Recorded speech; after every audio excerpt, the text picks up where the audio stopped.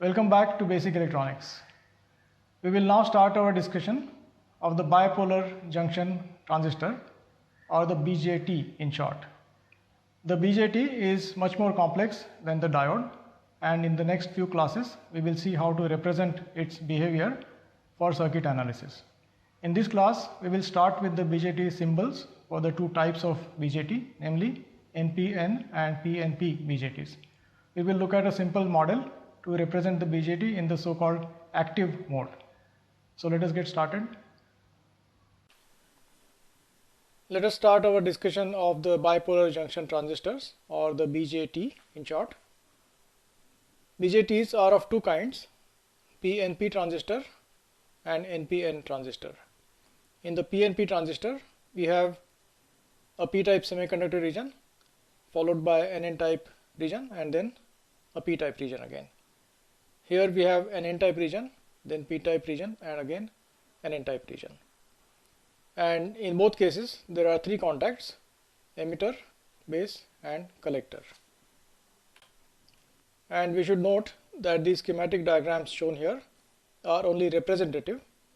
In reality, the transistor structures are very different, and in fact these two junctions, this PN junction and this PN junction, are also very different from each other, and that has significant implications on the performance of the BJT, as we will see later. Alright, let us now look at why a BJT is called bipolar junction transistor. Bipolar because both electrons and holes contribute to conduction in these devices, as opposed to, for example, MOS transistors, in which only one type of carrier contributes. Junction because the device includes two PN junctions, one here and one here, and this should be contrasted with the point contact transistor, which was the first transistor to be invented by Shockley and others in 1947. This point contact transistor is not used anymore. And finally, this word transistor stands for transfer resistor, and you can read more about that at this website. As we mentioned, the bipolar transistor was invented in 1947 by Shockley, Bardeen, and Brattain at Bell Labs, and the device they came up with was substantially different than the bipolar junction transistor that we use today. And over the years, the bipolar transistor technology has matured following several developments and innovations, and today the BJT is a very commonly used device, both as a single transistor, that is discrete transistor, and also as part of many integrated circuits. The bipolar transistor is still used extensively, and anyone who is interested in electronics must definitely have at least a working knowledge of this device. And a word of caution here, because the BJT has been around for so many decades, invented in 1947, it has now become somewhat fashionable to say that oh, it's an old device which is not so exciting, and so on. But that would be a really big mistake. In reality, BJT is the workhorse for analog electronics and is used in a huge number of applications even today. It is true that the MOS transistor has replaced the BJT in digital chips such as processors or memory, but analog circuits is a completely different story, and BJTs are used in many analog circuits. And if someone is really serious about electronics, he or she must definitely develop at least a working knowledge of the BJT. So let us treat the BJT with the respect it deserves, and to begin with, let us see how it works. Here is a statement that one might encounter in textbooks and so on. A BJT is two diodes connected back to back. It seems to make sense. We have a diode here, another diode here, connected back to back, a diode here, another diode here, again connected back to back. But there is something seriously wrong with this statement, and let us see why. Let us look at this simple circuit involving a PNP transistor.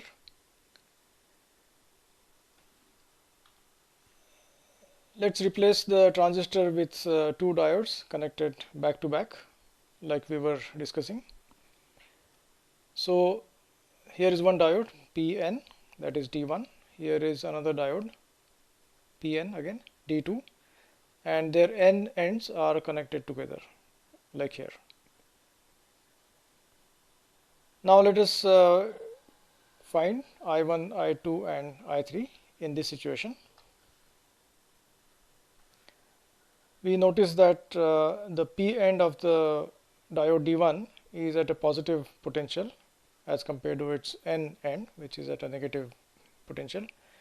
So therefore we expect D1 to be under forward bias, and let's assume that V on for this diode is 0.7 volts. So then we have I1 is equal to this 5 volts minus 0.7 volts drop here, that divided by R1, which is 1K.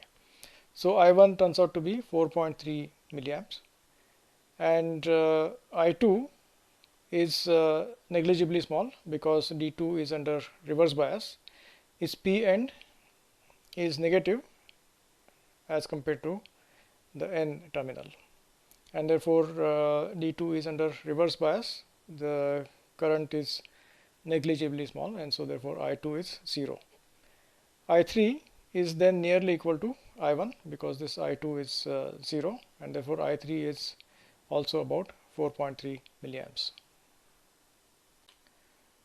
Let us now look at the same circuit but with the transistor replaced with a more realistic BJT model, this one. In this model we have a diode between emitter and base as before, but between base and collector now we have a current controlled current source, and if this current entering the emitter is I1, that current is alpha times I1. So there's a big difference between the model that we saw in the last slide and this one. Let us now look at I1, I2, I3. As far as I1 is concerned, nothing has changed really. We have 5 volts here, of which 0.7 will drop here, and I1 will then be 4.3 divided by 1K, which is 4.3 milliamp. What about I2? I2 is given by alpha times I1, and alpha is nearly equal to 1 for a typical transistor. So therefore I2 is also equal to about 4.3 milliamps. How about I3? I3 is I1 minus I2. Now I2 is alpha times I1, so therefore this is 1 minus alpha times I1, and since alpha is close to 1, I3 will turn out to be 0, very small. Now these values of I2 and I3 are dramatically different than the ones we have obtained earlier in the last slide. That was I2 equal to 0 and I3 equal to 4.3 milliamp. Compare that I2 with this I2 and that I3 with this I3. They are very, very different. And in the conclusion, therefore, we can say that BJT is not the same as two diodes connected back to back, although it does have two BN junctions. Let us now see what is wrong with the two diode model of a BJT. Here is the two diode model, two diodes connected back to back. What it implies is that this N region, the base region, is very long, and that these two junctions, the emitter base junction and the collector base junction, are far apart, and that implies that there is no interaction between these two diodes. Now in reality exactly the opposite is true. So this region is in fact made very narrow for a higher performance, and the two diodes cannot be treated as independent devices. And later we will look at the Ebers-Moll model of a BJT and understand the behavior better. This model is a fairly accurate representation of the transistor action, and it is still simple enough to understand. Let us now consider the BJT in the active mode. What is the meaning of active mode? Here is a PNP transistor. Active mode means the emitter base junction is under forward bias and base collector junction is under reverse bias. So that means this node, the emitter node, is at a higher potential than the base node, and compared to base node, the collector is at a lower potential.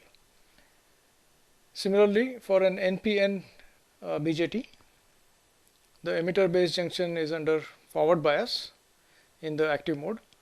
That means the base is at a higher potential than the emitter, and the base collector junction is under reverse bias. That means the collector is sitting at a higher potential compared to the base. So this is the summary of what we just said. In the active mode of a BJT, the base emitter junction is under forward bias and the base collector junction is under reverse bias. And for a PNP transistor, it means VEB, that is VE minus VB, is greater than 0 volts, and VCB, VC minus VB, is less than 0 volts. For an NPN transistor, the opposite is true. VBE is greater than 0. So VBE, VB minus VE, is greater than 0. And VBC, VB minus VC, is less than 0. Since the base emitter junction is under forward bias, the voltage is typically in this range, 0.6 to 0.75 volts. So what it means is this difference, VE minus VB, for the PNP transistor is in that range, and for the NPN transistor, VB minus VE is in that range when the transistor is conducting.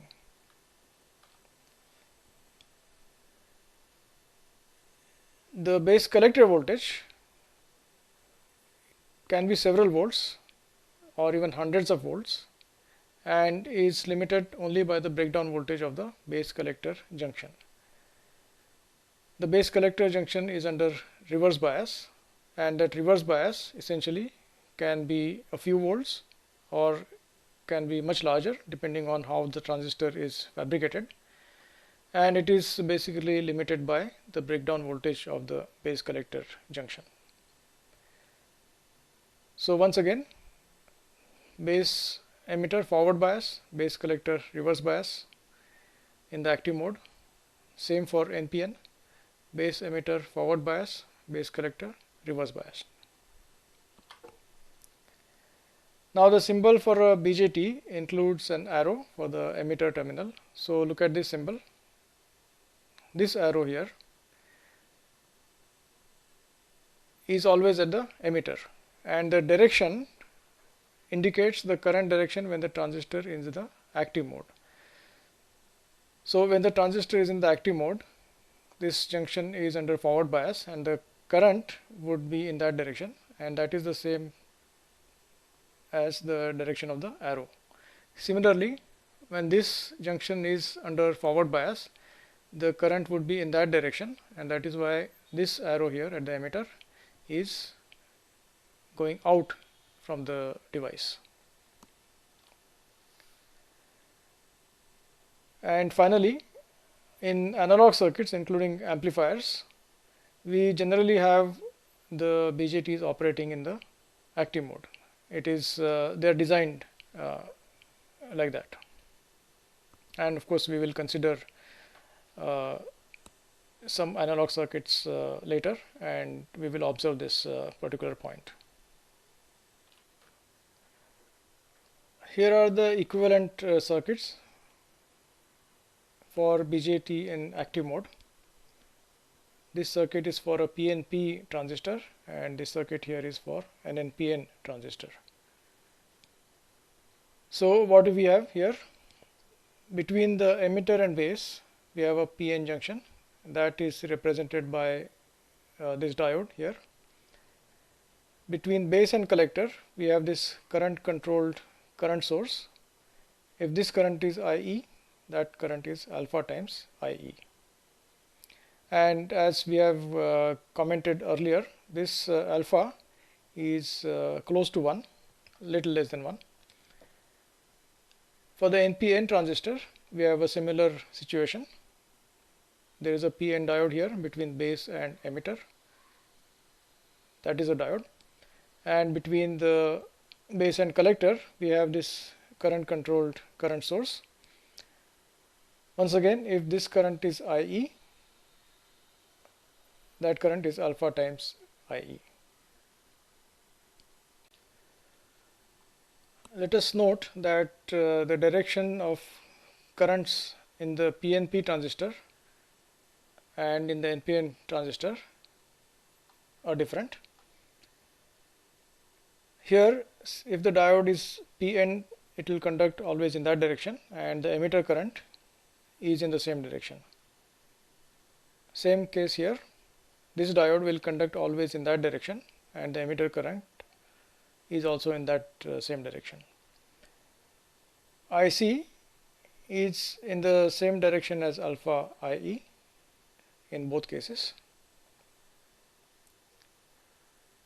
and IB is coming out of the device in the PNP case, and IB is going into the device for the NPN case. And an easy way to remember this is IE is equal to IB plus IC in both of these situations.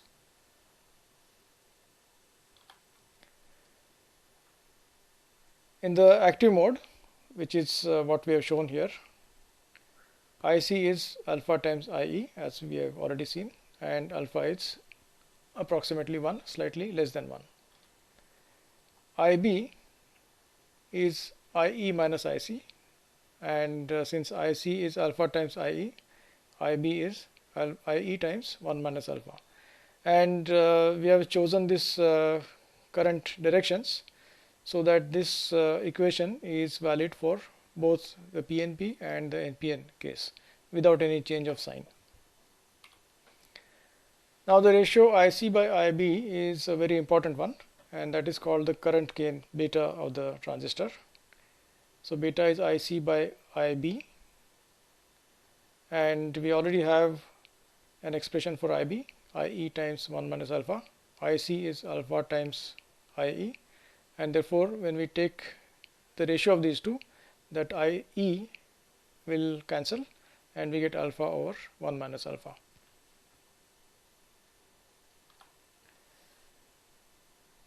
And in general, beta is a function of IC and also temperature. In our studies, we will generally treat that as a constant, and it is a useful approximation to simplify things and still get a reasonably good insight in the circuit operation. So this complication definitely should be taken into account when we design circuits for a wide temperature range, for example. But in our examples, we will say that the temperature is constant, usually the room temperature, and we will treat beta as just a constant number. Let us now look at the relationship between beta and alpha. Let us calculate beta for a few values of alpha. For example, when alpha is 0.9, we have beta equal to 0.9 divided by 1 minus 0.9, that is 0.1. So 0.9 divided by 0.1, or 9. When alpha is closer to 1, say 0.95, beta increases to 19. Still closer to 1, beta increases further From 0.99, if it becomes 0.995, beta increases even further. So there is a strong relationship between beta and alpha, and beta increases substantially as alpha approaches 1. Now most transistors are designed to get a high value of beta, typically 100 to 250. Sometimes beta can be as high as 2000, and these transistors are called super beta transistors. We should mention one exception in which the beta is not quite as high as 100 or 250, or could be 50 or less than that, and that is power transistors. In power transistors, the main concern is that the transistor should be able to conduct large currents, and also it should be able to block large base to collector voltages. So all those constraints mean that the value of beta cannot be too large. In our applications, we are only going to consider electronic circuits, so then our beta values would be in that range. One important implication of a large beta is this. What is beta? Is IC by IB. So IB is IC divided by beta. So that means if beta is large, IB would be much smaller than IC, or for that matter IE, when the transistor is in the active mode. In summary, we have got started with a new electronic device in this class, namely the bipolar junction transistor, or the BJT. We have seen in what way a BJT differs from two diodes connected back to back. We have seen the meaning of active mode of a BJT. In the next class, we will consider a simple BJT circuit and see how to obtain the currents and voltages in that circuit using what we already know. So see you next time.